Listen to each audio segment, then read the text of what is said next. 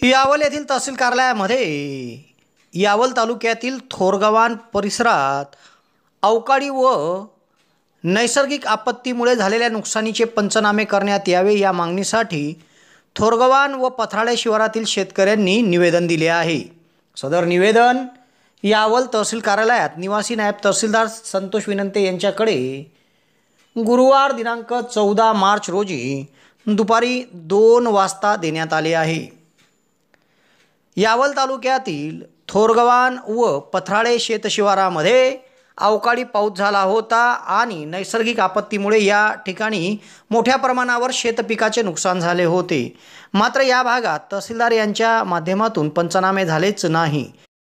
तर या भागामध्ये तातडीने नैसर्गिक आपत्तीमुळे मका, केळी या पिकाचे झालेले नुकसान, वादळामुळे झालेले नुकसान, त्याचप्रमाणे करपा रोगाने घातलेले थैमान यामुळे झालेले नुकसान या सर्वांचा तातडीने पंचनामा व्हावा असे मागणीचे निवेदन निवासी नायब तहसीलदार संतोष विनंते यांच्याकडे देण्यात आले आहे। या प्रसंगी ग्रामपंचायत सदस्य शरद श्रीराम चौधरी, भरत जगन्नाथ चौधरी, चंद्रकांत रामसिंग चौधरी सह शेतकरी उपस्थित होते।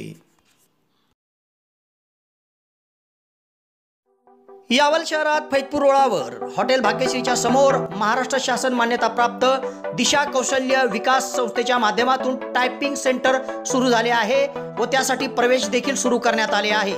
यासाठी शैक्षणिक पात्रता 8वीच्या पुढील असून या ठिकाणी मराठी कॉम्प्युटर टायपिंग आणि इंग्रजी कॉम्प्युटर टायपिंगचा कोर्स दिला जाणार आहे व त्यासाठी बस पासची सुविधा देखील उपलब्ध होणार आहे।